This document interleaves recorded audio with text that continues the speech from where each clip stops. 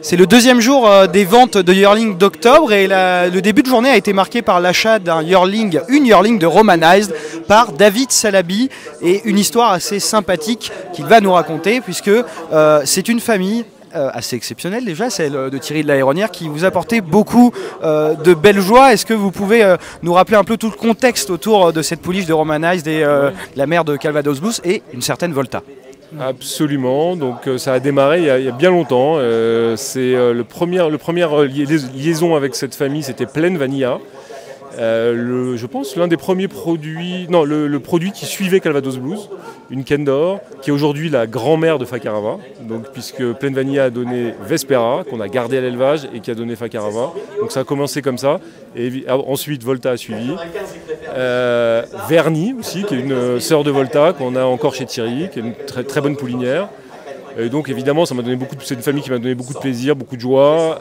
C'est Thierry qui m'a initié à l'élevage.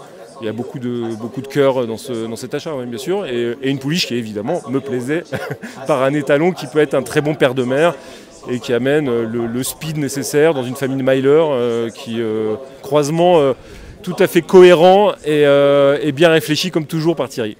Parce qu'on le rappelle, Fakarava, elle a gagné le Critérium de Lyon, ça va être un espoir classique, vous êtes toujours associé dessus, mais surtout l'éleveur, et je crois que c'était votre première victoire Black Type en tant qu'éleveur. Est-ce que vous pouvez maintenant nous parler un peu de... Alors c'est pas tout nouveau le volet élevage, mais ça a beaucoup évolué ces dernières années, est-ce que vous pouvez nous le présenter un peu?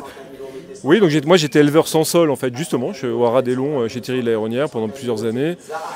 Et j'ai eu l'opportunité à partir de 2018 d'acheter le Haras du Tenay, que j'ai récupéré dans un état, on va dire, à restaurer. Voilà. Donc on a pris notre temps pour restaurer les terres, pour restaurer les infrastructures. On a fait beaucoup de travaux. Et lorsque tout ça s'est assaini, on est reparti sur de nouvelles bases, en achetant régulièrement aussi des juments, en améliorant la jumenterie continuellement.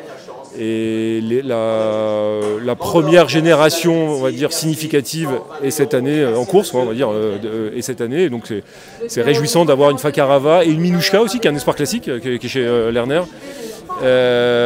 Donc c'est hyper intéressant. Aujourd'hui, j'ai une bonne trentaine de poulinières au Tenay et pas mal d'ambition sur ce projet. Ouais. Donc c'est très encourageant avec une belle équipe dirigée par Étienne Drayon. C'est lui son équipe qui au quotidien dirige ce haras. Moi, je m'occupe surtout des croisements et de l'achat des juments. Bien, il va pour que ça dure. Merci monsieur. Bravo.